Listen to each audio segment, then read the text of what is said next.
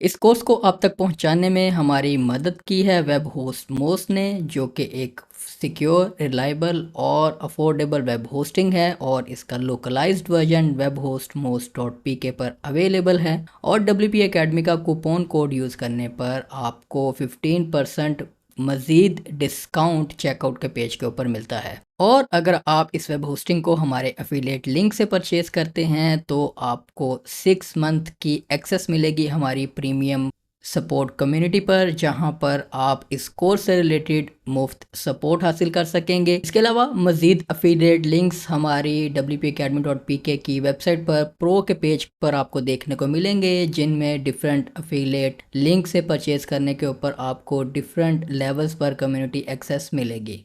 तो web host most का एक बार फिर से शुक्रिया, और इस लेसन को अब हम स्टार्ट करते हैं।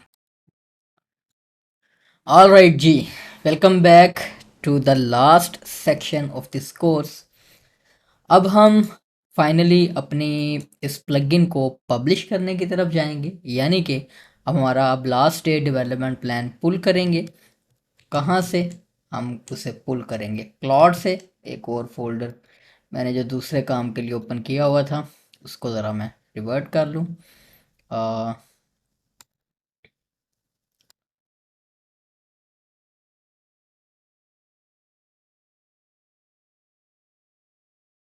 ओके, अब इसमें काफ़ी सारी मज़ीद मैंने चीज़ें इम्प्रूवमेंट की हैं लास्ट कपल ऑफ आवर्स और डेज़ में, क्योंकि लेक्चर रिकॉर्डिंग में काफ़ी टाइम लग रहा है इस कोर्स में।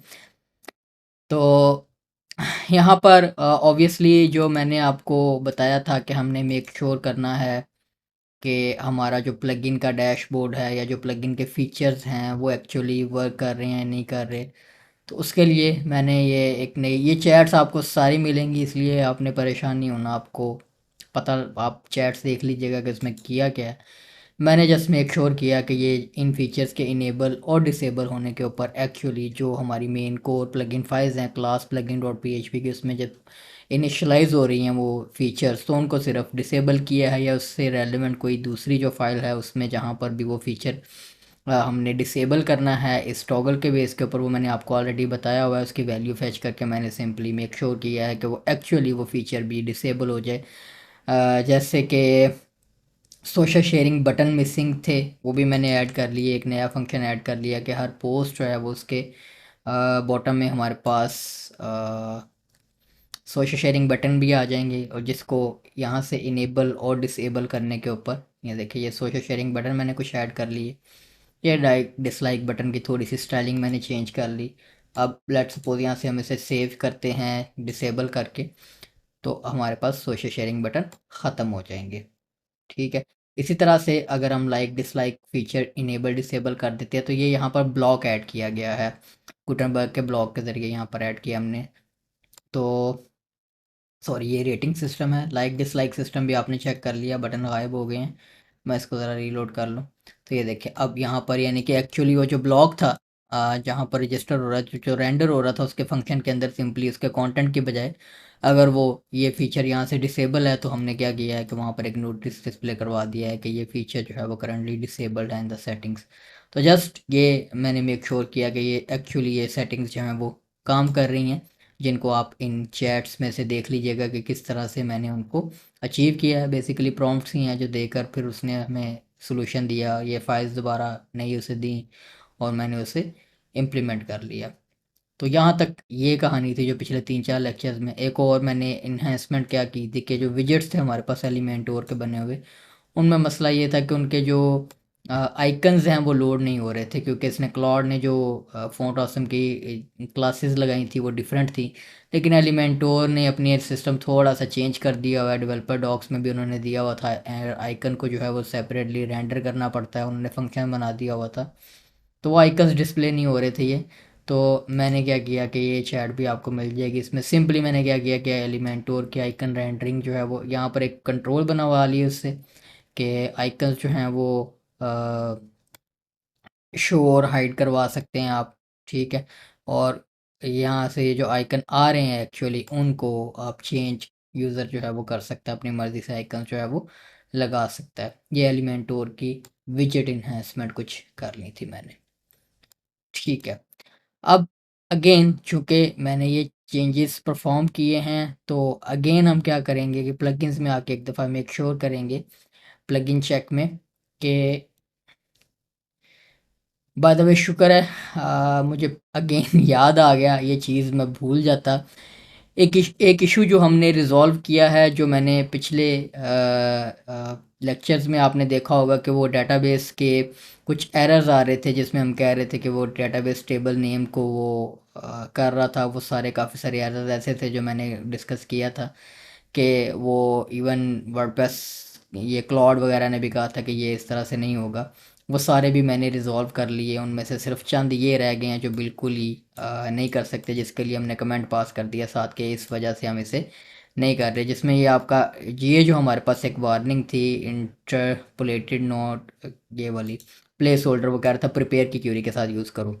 और मैंने आपको बताया था कि बहुत सारे काम ऐसे हैं कि जिसके लिए आपको कम्युनिटी हेल्प चाहिए होगी, इवन डेवलपर्स को भी चाहिए होती है। और मैंने आपको बताया था उस लेक्चर में कि मैंने स्लैक पर भी एक क्वेश्चन पोस्ट किया हुआ है, तो वहाँ पर मुझे एक रिप्लाई आ गया था जिसने मेरी मदद की। एक रिप्लाई तो वही सेम रिप्लाई आया था, एक डेवलपर का, एक थीम, एक रिव्यूअर का, कि ये देखें, इसमें इस रिव्यूअर ने क्या कहा था कि हम भी इसी तरह करते हैं। बेस्ट वे जो है वो आप ये करें कि आप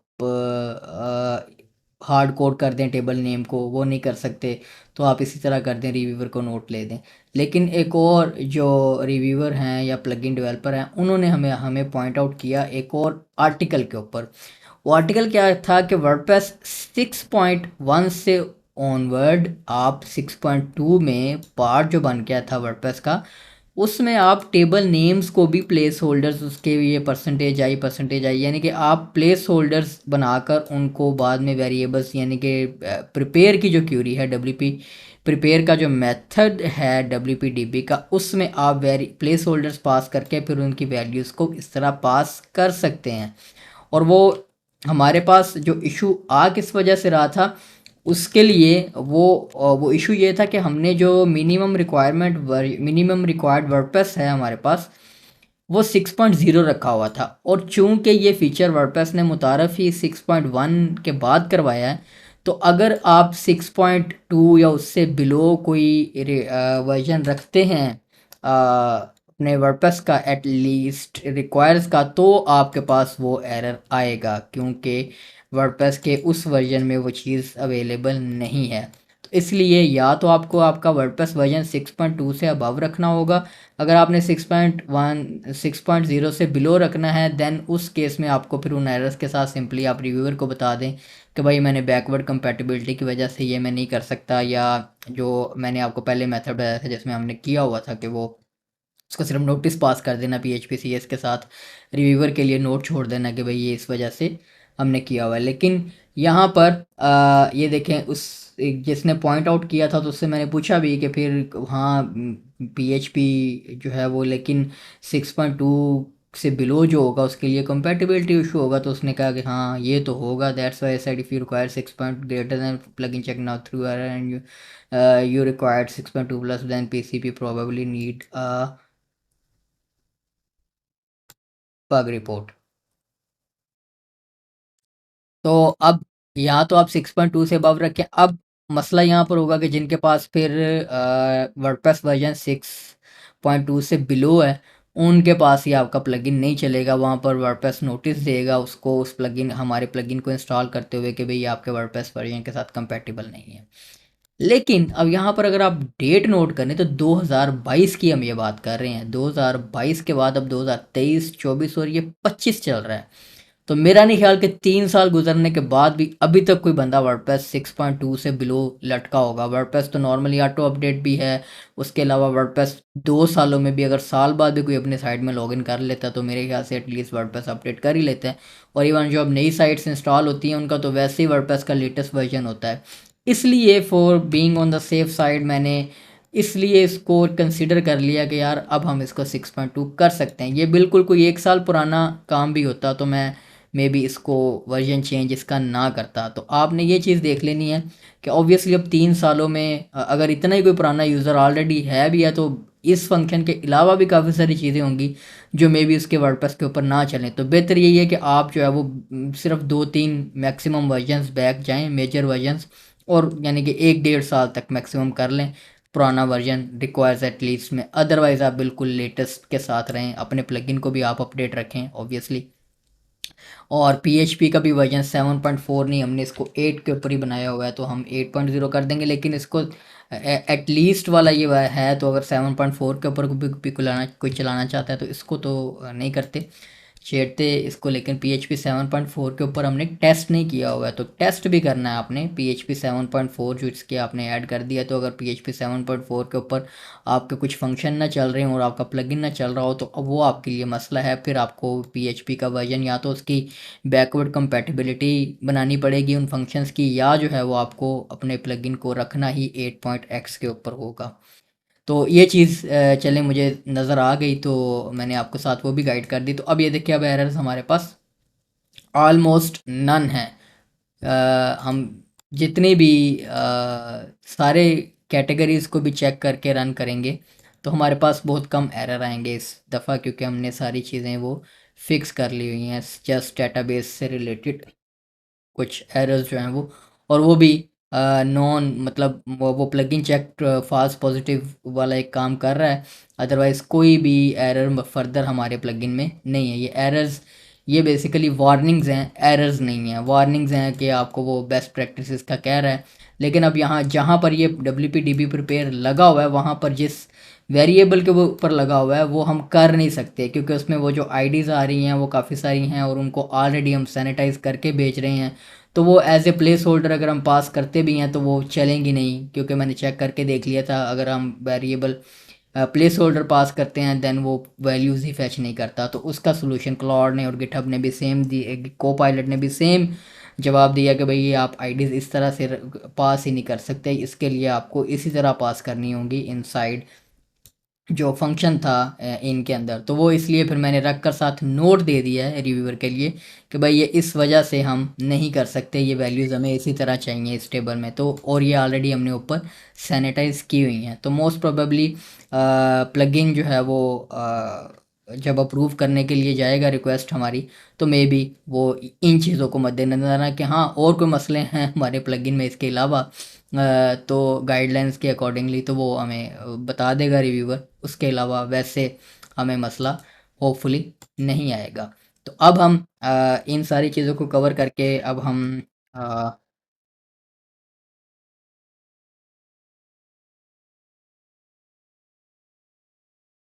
7th डे का प्लान पुल करवाते हैं उससे। और अब हमने बेसिकली पब्लिकेशन की तरफ जाना है अपने प्लगइन को, और उसमें हमारा मिशन है वो यही है कि हमने फाइनल प्रोडक्ट प्रिपरेशन करनी है, कोड फाइनलाइजेशन करनी है, सिक्योरिटी ऑडिट कर लेना है, रिव्यू कर लेनी है। वो आपको कह रहा है कि जी रिव्यू कर रहे हैं all Ajax end points and nonce verifications, ठीक है। और ये सारा प्लान हमारे पास बना रहा है। उसके बाद डॉक्यूमेंटेशन आपकी होनी चाहिए, प्लगइन का जो पेज है डिटेल पेज, और प्लगइन का फीचर पेज, और फिर प्लगइन की डॉक्यूमेंटेशन, और ये सो ऑन हमें चाहिए।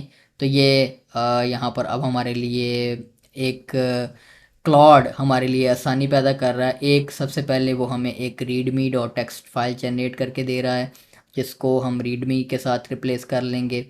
उसके अलावा ये प्लगइन की हेडर रिक्वायरमेंट उसने बनाकर दे दी हैं कि आप हेडर में ये जो रिक्वायरमेंट्स है ये ऐड कर दें।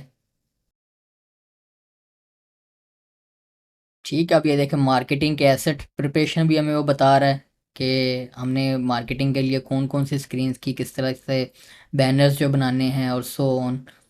और ये मज़ीद हमें इंफॉर्मेशन दे रहा है कि जो हमने फॉलो करनी है अपने प्लगइन को लॉन्च करने के लिए।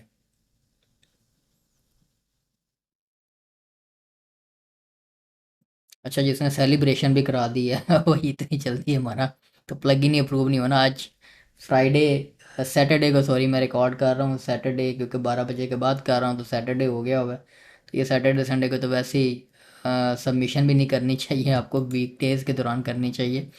तो फिर भी मैं कर दूंगा, आज ही करेंगे सबमिशन इसकी, ताकि जो है वो बाद में हमें मसला ना हो। ताकि अगर कोई इशू आते भी हैं तो तब तक बाकी के काम हम कर रहे होंगे, इसके डॉक्यूमेंटेशन वगैरह बना रहे होंगे, इसके लैंडिंग पेजेस वगैरह बना रहे होंगे। उस दौरान अगर अप्रूवल हो जाती है या डिसअप्रूवल होती है, कोई इश्यूज आते हैं, तो उनको हम क्विकली फिक्स करके उसी दौरान ही उसको अपडेट कर देंगे। अच्छा जी, सबसे पहले वो शुरुआत कर रहा है, आपको कहता है कि आप अपने प्लगइन की हेडर रिक्वायरमेंट जो है वो अपडेट कर देंगे। देखिए उसने भी 6.0 पर ही रखा है, लेकिन हमें मजबूरी है हमारी कि हमने वो एरर्स से जो है वो बचना है। एक तो यहाँ पर मैं इस हेडर रिक्वायरमेंट ज़रा कॉपी कर लूँ एक दफ़ा, और देखूँ कि इसने क्या किया क्या है, और उसमें फिर तब्दीलियाँ रद्द बदल कर लेते हैं हम। एक तो मैजिक ब्लॉग उसने पूरा, मैं भी ऐसे ही करने वाला था, ये स्पेस खाम खाई हुई थी बीच में, मैजिक ब्लॉग स्पेस ब्लॉग नहीं, हमने मैजिक ब्लॉग ही रखना है। हाँ, आप स्पेस दे लेते हैं तो वो सर्च में आपको हेल्प करती है। अगर कोई मैजिक स्पेस ब्लॉग लिख के सर्च करता है, देन वो क्या होगा कि वो वर्डप्रेस सर्च रिजल्ट्स में फिर ये मे बी मैजिक ब्लॉग पूरा कोई ना लिखे। तो इसको हम देख लेंगे। अगर तो ये मसला करेगा सर्च रिजल्ट्स में अपीयर होने में, तो हम इसको चेंज कर लेंगे, अदरवाइज़ नहीं करेंगे। देखिए एक टी 6.0 नहीं है, हम 6.2 रखेंगे। ठीक है, और ऑथर जो है वो, अब यहाँ पर अगर आपने अपने बिज़नेस नेम से प्लगइन को रिलीज़ करना है, देन जो है वो आप अपना यहाँ पर बिज़नेस नेम दें। मेन ऑथर जो है उस प्लगइन का, मैं अपना ही नाम रखना चाह रहा हूँ। और उसके अलावा ऑथर यूआरएल मैं क्या करूँगा, अब मैं चेंज करूँगा। अब जो हमारी वेबसाइट है magicwptools.com, ये मैं यहाँ पर दे, ठीक है। और यहाँ पर आपने प्लगइन यूआरएल देना होता है। अगर तो आपने गिटहब पर ये सोर्स कोड रखा हुआ है तो आप गिटहब का यूआरएल दे दें। अगर आपने अपनी वेबसाइट के ऊपर कोई इसका लैंडिंग पेज बनाया हुआ है, जिसके लिए मैंने क्या किया है कि इसके लिए plugins dot magic wp tools.com मैंने वेबसाइट बना लिया है, और इसके ऊपर मैंने एक जो पेज है वो बना दिया है मैजिक ब्लॉग का। या आप क्या कर सकते हैं कि आप गिटहब रिपोजिटरी बनाकर वहाँ पर सोर्स कोड रखें। ये बाद में क्या हो जाएगा, रिप्लेस हो जाएगा, इसको हम रिप्लेस कर देंगे। जो हमारी वर्डप्रेस की प्लगइन की रिपोजिटरी का लिंक होगा, वर्डप्रेस के प्लगइन का यूआरएल होगा हमारा, उसको हम यहाँ इसके साथ रिप्लेस कर देंगे बाद में।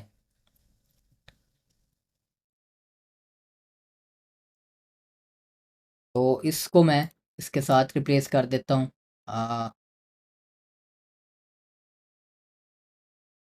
ओके, तो ये बात का यूआरएल का भी इशू आ जाता है, तब तक कि ऑथर यूआरएल और वो प्लगइन यूआरएल अगर सेम डोमेन का हो, सेम उसे लग रहा हो ऑथर को, तो वो कह देता है कि इसे आप चेंज करें।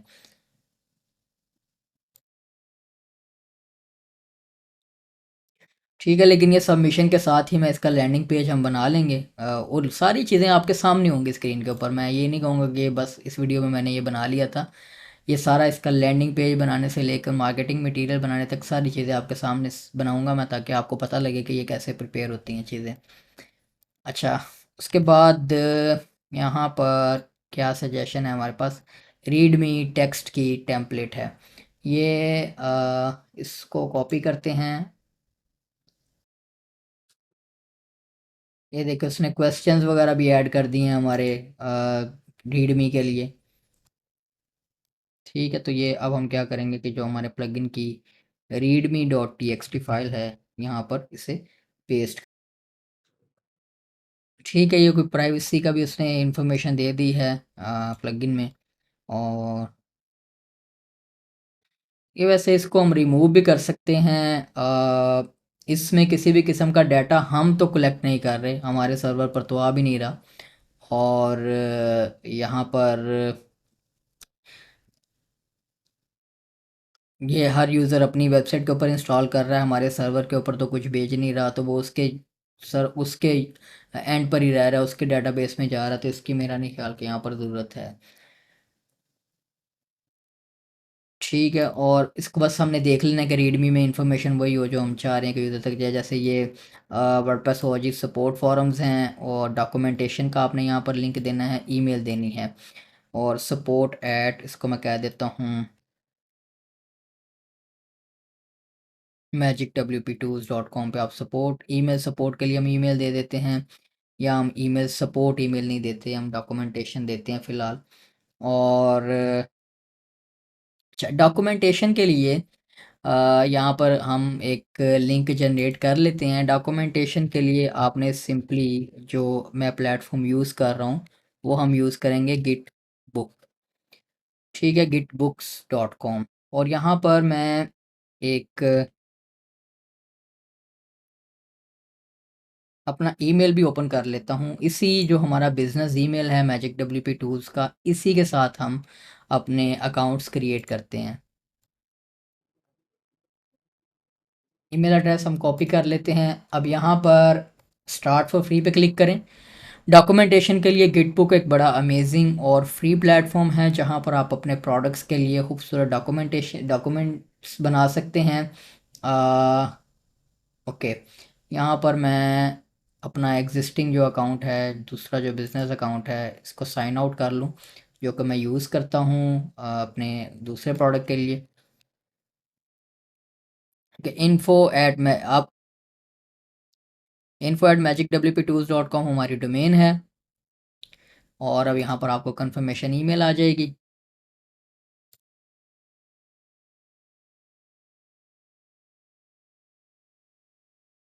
मैंने काफ़ी अरसे बाद आज ही ईमेल इसका इनबॉक्स खोला और काफ़ी सारे स्पैम इकट्ठे हैं हमारे पास। ओके, अब ऑर्गेनाइजेशन दे देते हैं, नेम हम मैजिक डब्ल्यूपी हमारे पास आ जाएगा।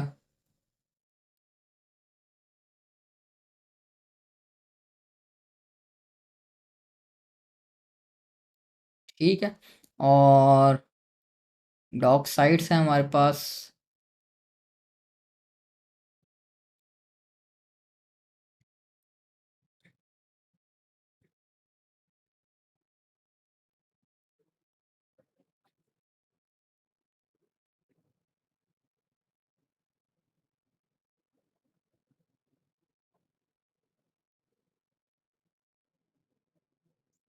स्टार्ट विद ब्लैंक कर लें। ओके, आपका जो यूआरएल है वो रेडी हो जाएगा। अच्छा, इस साइट को हम रीनेम कर लेते हैं। इसको हम कह लेते हैं मैजिक ब्लॉग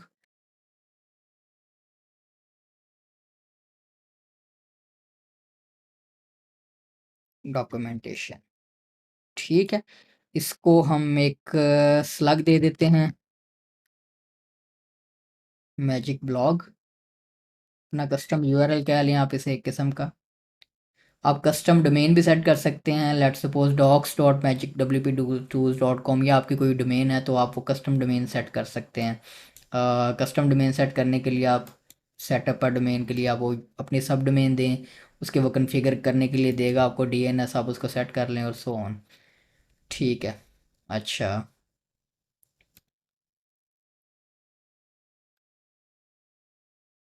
इसके बाद प्लान है, free plan, side plan, ultimate. इसने क्यों दे दिया है फ्री आप चूज़ कर लें, ये ना हो कि बाद में आप पछताते रहें, क्योंकि कार्ड वगैरह ना लगा बैठे हैं। आप फ्री के साथ हमने जाना है, ये फ्री साइट, आप फ्री में डॉक्यूमेंटेशन बना सकते हैं। और इसको मैं रीलोड कर लूँ।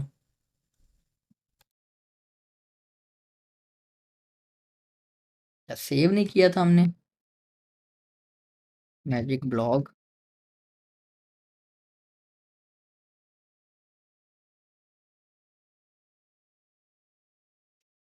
Magic blog documentation.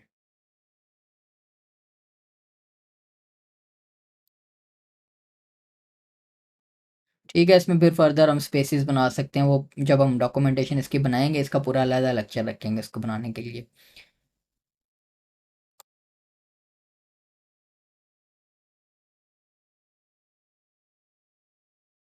ठीक है, ये साइट आ गई हमारे पास। इसको अब हमने कर देना है पब्लिश।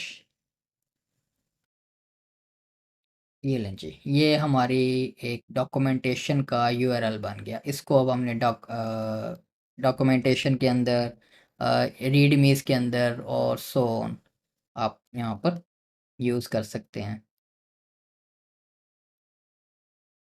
ठीक है, इसके अलावा यहाँ पर टेक्निकल इन्फॉर्मेशन इसकी हमें ज़रूरत नहीं है। ये थर्ड पार्टी इंटीग्रेशंस आप मेंशन कर दें तो अच्छी बात है। ठीक है। ओके, ये अपग्रेड नोटिस है। और अब वर्डप्रेस की जो रीडमी फाइल आपने बनानी होती है इसकी, आपने वो पढ़ भी लेनी है। डॉक्यूमेंटेशन स्ट्रक्चर आपने इस तरह से रखना होता है, जिसको आपने हेडिंग बनाना है उसके साथ आप इक्वल साइन लगाते हैं, सबसे बड़ी हेडिंग उससे छोटी हेडिंग और सो ऑन। और कंट्रीब्यूटर्स में ये देखें, यहाँ पर अब आपने अपना वो यूज़र नेम देना है जिसके थ्रू आप सबमिशन कर रहे हैं। तो मेरा जो यूज़र नेम है वो मियाँ शहज़ाद रज़ा है, जो मैं यूज़ करता हूँ। डोनेट लिंक आप यहाँ पर दे सकते हैं अगर कोई आपने देना हो अपना पेपॉल का वगैरह का, सो ऑन का। यहाँ पर डोनेट लिंक कभी नहीं देते। यहाँ पर टैग्स हैं, इसके लिए यहाँ पर ये देखें, एंगेजमेंट, एनालिटिक्स, एलिमेंट और Gutenberg, blog, rating, views, likes, ये नहीं रहने देते। टैग आपने बड़े ध्यान से यूज़ करने हैं। ब्लॉग लिख लें, और इसको हम कह लेते हैं ब्लॉग विजेट्स। ठीक है, ओके। रिक्वायर एटलीस्ट यहाँ पर चेंज करना है हमने, 6.2 है। टेस्टेड अप टू, यहाँ पर टेस्टेड अप टू आपका जो करंट वर्डप्रेस वर्जन है ऑब्वियसली आपने वो देना है जिसके ऊपर आप टेस्ट कर चुके हैं। 6.8 तक हमारा ये टेस्टेड है। ठीक है, रिक्वायर्स PHP 7.4 और सो ऑन। ठीक है, उसके बाद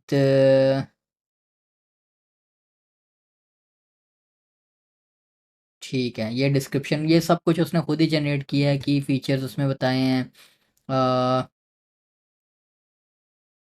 इसको मैं चेंज कर लूँगा, 4 फ्री विजेट्स, 5 फ्री ब्लॉक्स। ठीक है, और सो ऑन।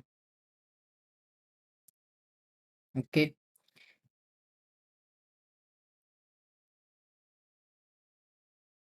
ठीक है, ये परफॉर्मेंस टेक्निकल एक्सीलेंस। ठीक है, इंस्टॉलेशन का मेथड उसने बताया हुआ है। ये फ्रीक्वेंटली आस्क्ड क्वेश्चन है जो उसने खुद ही हमारे लिए जनरेट कर लिए हैं। ठीक है,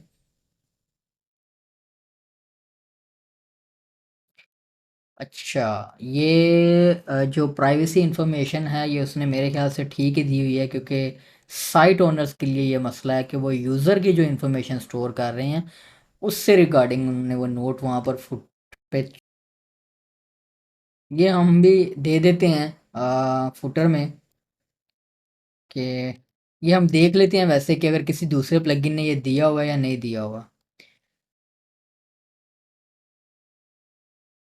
सर्च कर लेते हैं, रेटिंग या लाइक डिसलाइक वगैरह कोई दूसरे प्लगइन यूज़ कर लेते हैं।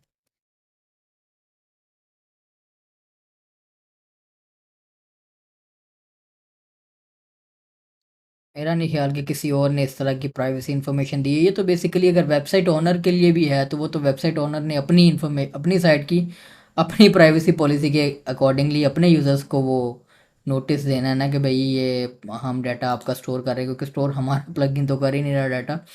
डाटा तो वो यूज़र के अपने सर्वर पर जाएगा। हाँ, अगर हमने अपनी कोई थर्ड पार्टी सर्विस ऐसी लगाई होती जिसमें डाटा हम भी अपने सर्वर के ऊपर स्टोर कर रहे हैं, देन हमें भी यहाँ पर इनको इन्फॉर्मेशन देनी पड़नी थी। ये देखें, GDPR कंप्लायंस का इसने भी दिया हुआ है। ठीक है, और वो GDPR कंप्लायंस का मे भी इसने भी दिया हो। ठीक है, तो वो GDPR कंप्लायंस का नोटिस जो है वो यहाँ पर देना ज़रूरी है, लेकिन वो जो उसने इन्फॉर्मेशन ऐड की हुई है वो मेरे ख्याल से ज़रूरी नहीं है, कि जो हमने यहाँ पर हमने अपनी प्राइवेसी जो है के साथ देनी है। ठीक है, लेकिन GDPR कंप्लायंस का जो FAQ है वो ऐड किया हुआ है। ठीक है, अच्छा, अब यहाँ पर स्क्रीनशॉट्स आपने मेंशन करने होते हैं। आपने जो किसी भी जो प्लगइन के स्क्रीनशॉट्स हैं जो आप यहाँ पर देखते हैं फुटर में आ रहे होते हैं ये स्क्रीनशॉट्स। अब रीडमी में आपका ये जो स्क्रीनशॉट्स का सेक्शन होता है इसमें आप क्या करते हैं, ये अब वन आप नोट करेंगे तो ये देखिए, वन जब इमेज इस पर क्लिक किया तो इसका साथ नीचे ये कैप्शन आ रहा है। तो आपने बस ये बताना है इसमें कि भाई स्क्रीनशॉट्स में वन स्क्रीनशॉट की कैप्शन क्या है, 2 नंबर की कैप्शन क्या है, 3 नंबर की कैप्शन क्या है, 4 नंबर की कैप्शन क्या है, 6 नंबर की कैप्शन क्या है। तो फिर ये जब प्लगइन अप्रूव हो जाता है हमारा, उसके बाद आपको उस लेक्चर में दिखाऊंगा कि ये हमने रखने कहाँ कहाँ पर हैं, स्ट्रक्चर किस तरह से करना है इस डेटा को, इन एसेट्स को, ताकि वो वर्डप्रेस की रिपोजिटरी के ऊपर वो वहाँ पर नज़र आएँ। ठीक है, इसके अलावा मज़ीद देख लें कोई भी चीज़ ऐसी रह ना जाए, बाद में भी ये चीज़ें अपडेट हो जाती हैं। रेडमी की फ़ाइल आप कभी भी अपडेट कर लें, सिर्फ आपने मिसमैच ये इन्फॉर्मेशन नहीं होने देनी। Require at least tested up to, और रिक्वायर्स पीएचपी और स्टेबल टैग, ये बात की बात है। स्टेबल टैग की भी अभी फ़िलहाल ज़रूरत नहीं है हमें, ये आपको वर्जनिंग में हम देखेंगे कि जब हम इसकी अपडेट्स वगैरह कैसे पुश करनी है तो उसमें हम देखेंगे स्टेबल टैग का क्या रोल है यहाँ पर। और मज़ीद इन्फॉर्मेशन आप देख लें, ये भी देख लें नेम आपका मिसमैच ना हो, यहाँ पर जो सेम नेम है वही सेम नेम आपका यहाँ पर भी होना चाहिए। ऑथर जो है वो यहाँ पर कंट्रीब्यूटर्स में आपने वो नेम देना है जिससे जिसको आप एज ए ऑथर के तौर पर आप लिस्ट करना चाह रहे हैं। यहाँ पर ये देखें, ये कंट्रीब्यूटर होता है, तो ये मेन एक कंट्रीब्यूटर आप कॉमा सेपरेटेड मल्टीपल वैल्यूज़ भी ऐड कर सकते हैं। जैसे कि यहाँ पर हम लॉगिन पे क्लिक करें, हम WordPress dot O R G का भी अपना एक अकाउंट बना लेते हैं, नया अकाउंट बना लेते हैं अपनी इस इन्फो वाली ईमेल के साथ। ठीक है, इसको हम कह लेते हैं मैजिक डब्ल्यू पी। ये यूज़र नेम ऑलरेडी एग्जिस्ट करता है, इसको हम कह लेते हैं मैजिक डब्ल्यू पी टूल्स। ठीक है, ये हमारा ईमेल आईडी है।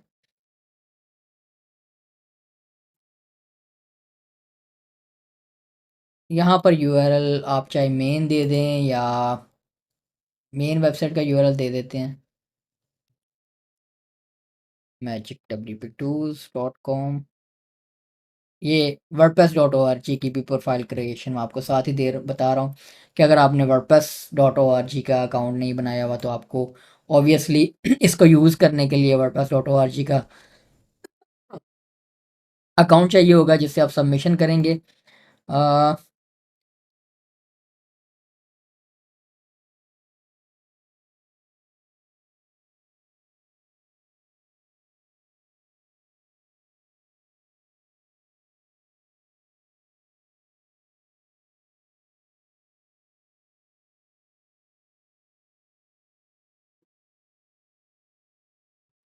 ईमेल नहीं आ रही, मे भी टाइम लग जाए इसे उतनी देर। यहाँ पर मैं कंट्रीब्यूटर्स या बाद में भी पास कर सकते हैं, आप कब जब भी प्लगइन की अपडेट भेजते हैं आप उसमें कंट्रीब्यूटर साथ पास कर सकते हैं, जिसको भी आपने अपने प्लगइन में साथ शामिल करना होगा वो उसके नज़र आए वहाँ पर। ओके, और ये मेरे ख्याल से आ ही जाएगी हमें ईमेल जब तक हम बाकी के काम करते हैं।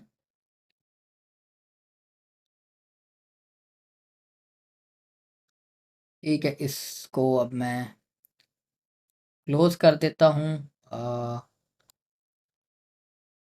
और क्लोज़ करने से पहले यहाँ पर मैं लॉगिन कर लेता हूँ अब अपने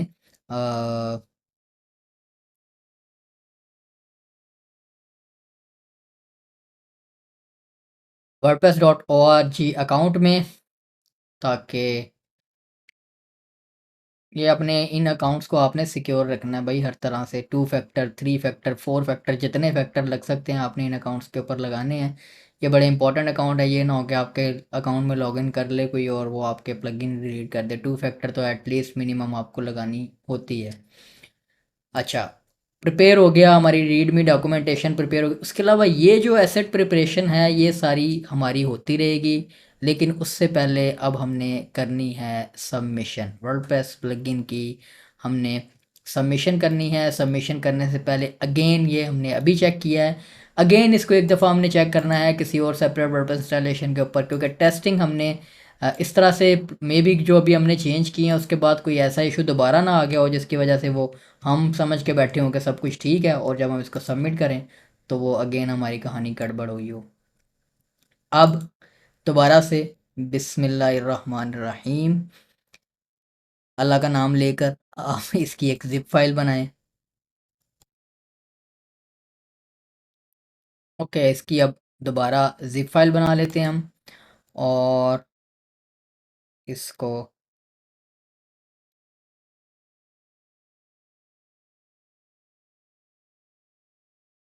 टेस्ट कर लेते हैं। देखें जी सक्सेसफुली टेस्ट हो गया, प्लगइन इंस्टॉल्ड है, हमारे पास नोटिस आ रहा है, डैशबोर्ड भी चल रहा है सो ऑन, और यूज़र के पास नोटिस आ रहा है कि एलिमेंटोर जो है वो आप इंस्टॉल और एक्टिवेट कर लें। हम ये भी कर लेते हैं, फीचर्स आपने सारे टेस्ट कर लेने हैं वन बाय वन कि ये एक्चुअली काम कर रहे हैं। एक्टिवेट प्लगइन, ग्रेट, हमारा प्लगइन एक्टिवेट हो गया है, किसी किस्म का कोई एरर नहीं है। मैजिक ब्लॉक का डैशबोर्ड चल रहा है हमारे पास। पोस्ट में आते हैं, इस पोस्ट को व्यू करते हैं, सारी चीज़ें हमारे पास चल रही हैं। मैजिक ब्लॉक डैशबोर्ड में वापस आते हैं और यहाँ पर एक व्यू भी हमारा काउंट हो गया पहला। लाइक चेक कर लेते हैं, रिफ्रेश कर लें, यहीं से पेज रीलोड करने की ज़रूरत नहीं है, हमारे पास स्टैट्स हमने ये बटन दिया हुआ यूज़र को, और ये देखें सक्सेसफुली हमारा प्लगइन जो है वो 100% काम कर रहा है। इसको अगेन आपने, क्योंकि ये एक फ्रेश वर्डप्रेस इंस्टॉलेशन है, उसके ऊपर दोनों चीज़ें आप टेस्ट कर लेते हैं, विजेट्स ब्लॉक्स भी और एलिमेंट और विजेट्स भी।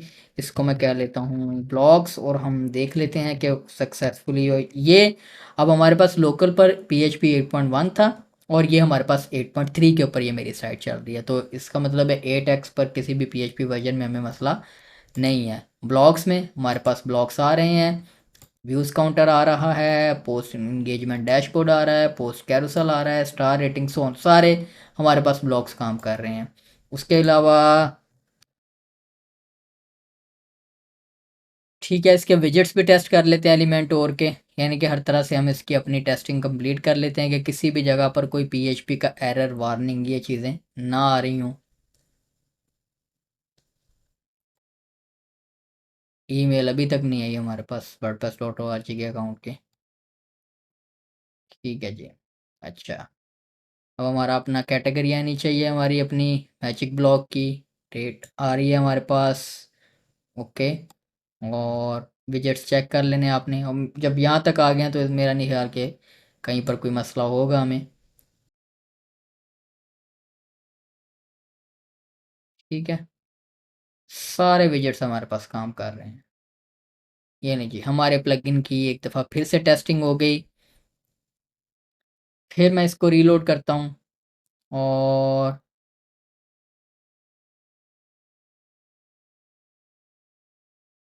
फिर से इसको चेक कर लेते हैं। मे बी रीडमी वगैरह और मेन फाइल में कुछ चेंज करने की वजह से वो एरर ना आ रहा हो। प्लगइन रेपो भी मैंने चेक किया हुआ, ये देखा, ये warning plugin header invalid network, ये नेटवर्क का उसने प्लगइन हेडर में एक चीज़ कोई ऐड कर दी है, ये हमें नहीं चाहिए।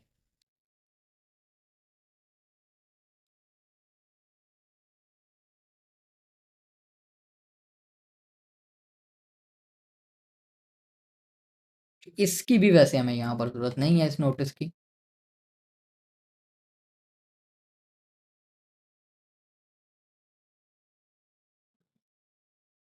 देखा, जाते जाते भी हमने एक लास्ट चेक मार लिया और वो उसको भी रिजॉल्व कर लिया। मे बी ये रिव्यूअर ही ना भेज देता हमें कि आपने क्यों ऐड किया हुआ है।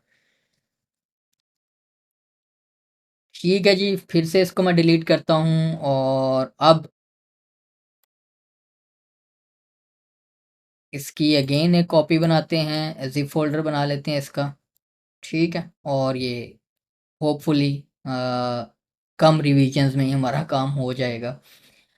फाइनली अब आपने जब वर्डप्रेस रिपोजिटरी पर अपना प्लगइन सबमिट करना है, तो मैं यहाँ पर जो हमारी डेवलपर डॉक्स हैं, developer.wordpress.org, यहाँ पर आ जाएं। यहाँ से आपको लिंक मिल जाएगा, मैं डायरेक्ट लिंक भी आपको प्रोवाइड कर दूंगा वीडियो की डिस्क्रिप्शन में, या जो आपके मटेरियल्स की टैब है वहाँ पर, या the WordPress plugin, wordpress.org plugin directory, यहाँ पर आप आ जाएं। Plan submit so on, documentation के लिए वगैरह सबमिट क्या जो सेक्शन है, यहाँ पर आप आएंगे तो सबमिट योर प्लगइन में ये आपके पास लिंक है, सबमिट योर प्लगइन।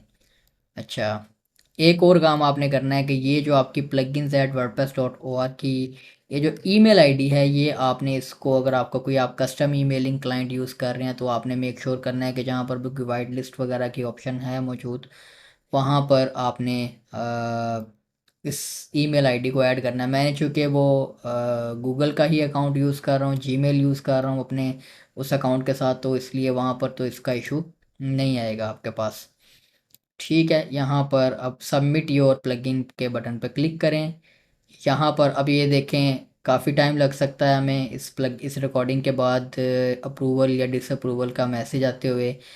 383 प्लगइन्स जो हैं वो अवेटिंग रिव्यू हैं, क्योंकि जब ये वाइब कोडिंग वाला जब से काम आया है तो ये बहुत बढ़ गया है। मतलब हर बंदा ही वाइब कोड करवाता है, प्लगइन जनरेट करवाता है और उसको सबमिट कर देता है वर्डप्रेस की रिपोजिटरी के ऊपर।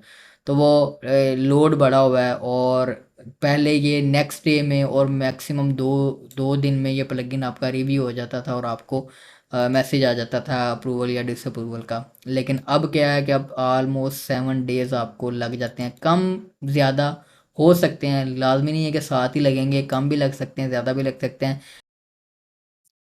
तो चलें जी, यहाँ पर सिलेक्ट करते हैं फ़ाइल को। हमारे पास फाइल्स है www के फोल्डर के अंदर,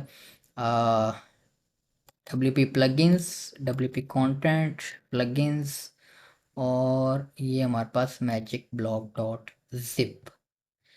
एडिशनल इन्फॉर्मेशन, यहाँ पर अब आप पहले ही वो एडिशनल इन्फॉर्मेशन दे दें रिव्यूअर को, ताकि वो उसको आइडिया हो जाए कि जैसे ये प्लगइन चेक के ये जो एरर्स हैं, ये वाले वार्निंग्स हैं, यहाँ से मैं देख लूँ।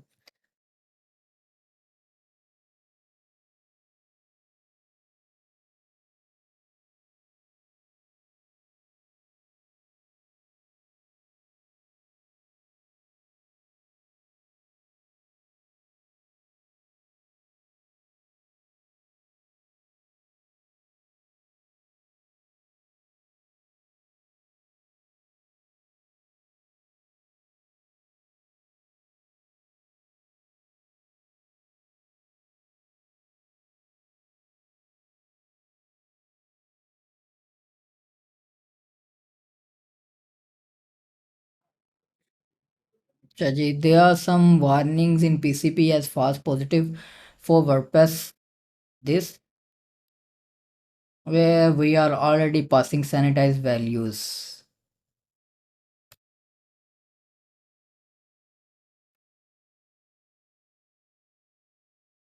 That cannot be used as placeholders.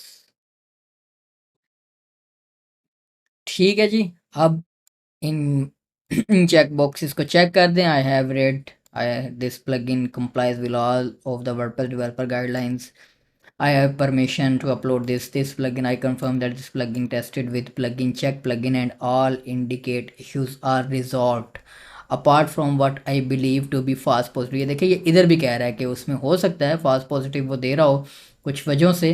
तो वो आप कंफर्म कर रहे हैं कि मैंने वो सारे प्लगइन चेक से एरर फिक्स कर लिए हैं, सिर्फ उन इश्यूज़ के अलावा, अपार्ट फ्रॉम के जो मैं समझता हूँ कि वो false positive है। Once submitted, your plugin will be manually reviewed for any common errors as well as ensuring it compliance with all the guidelines. तो अब जी यहाँ पर आपने अपलोड के बटन पे क्लिक कर देना है। ओके, सॉरी, यहीं पर हमें नज़र आ गया प्लगइन कंटेन्स फॉलोइंग। अच्छा, हमने गिटहब के साथ ऑब्वियसली इसे लिंक किया हुआ है, तो डॉट गिट का फोल्डर जो है वो आप साथ अपलोड नहीं कर सकते। ये हमें यहीं पर पता लग गया, अच्छी बात है, रिव्यूअर ने नहीं कहा। अब हमने क्या करना है कि यहाँ से मैजिक ब्लॉग में से व्यू शो हिडन आइटम्स, अच्छा ये इसको छोड़ के हमने बाकी जितने भी फाइल्स हैं उनको सिलेक्ट करना है और उनकी हमने जिप फाइल बना लेनी है।